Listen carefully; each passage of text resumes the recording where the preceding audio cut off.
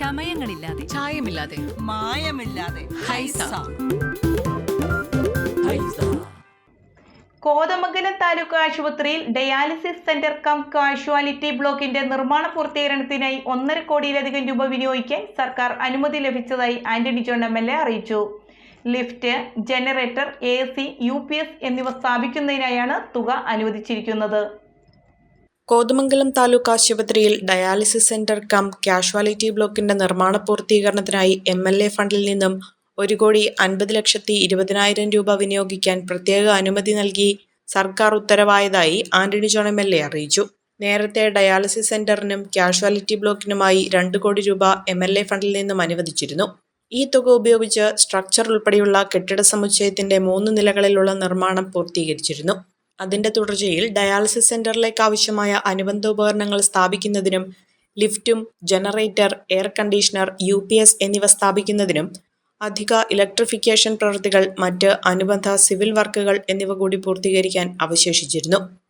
MLA fund വിനിയോഗിച്ചുകൊണ്ട് നിർമ്മിക്കുന്ന dialysis യൂണിറ്റിന്റെ casualty ബ്ലോക്കിന്റെയും പൂർത്തീകരിക്കാനുള്ള പ്രവൃത്തി അതിനായി നമ്മളൊരു 1,52,00,000 രൂപ അനുവദിച്ചിരുന്നെങ്കിലും MLA ഫണ്ട് വിനിയോഗിക്കുന്ന മാനദണ്ഡം ആ പ്രവൃത്തി നിർവഹിക്കുന്നതിന് സമയബന്ധിതമായി പൂർത്തീകരിക്കുന്നതിന് നമുക്ക് സാധിച്ചിരുന്നില്ല.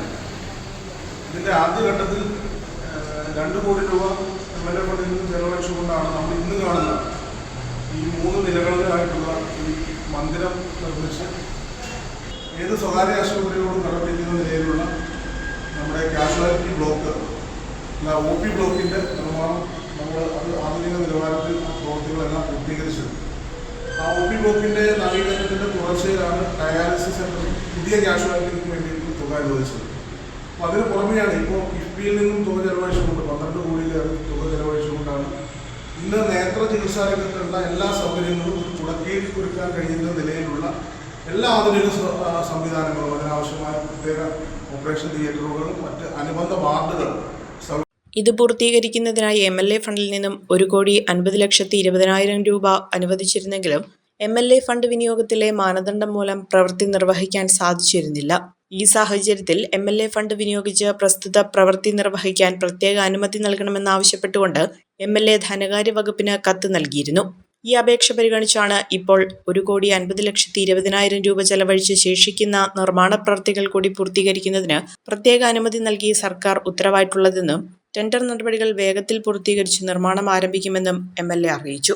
ഫസ്റ്റ് അറ്റംപ്റ്റിൽ തന്നെ എനിക്ക് OET സ്കോർ ചെയ്യാൻ പറ്റി. ഈ അക്കാഡമി ചൂസ് ചെയ്തിട്ട് എനിക്ക് ഭയങ്കര സന്തോഷമുണ്ട്. ഇത് അനേകായിരം നഴ്സിംഗ് വിദ്യാർത്ഥികളുടെ വിജയാനുഭവം. For admissions call 7594054282.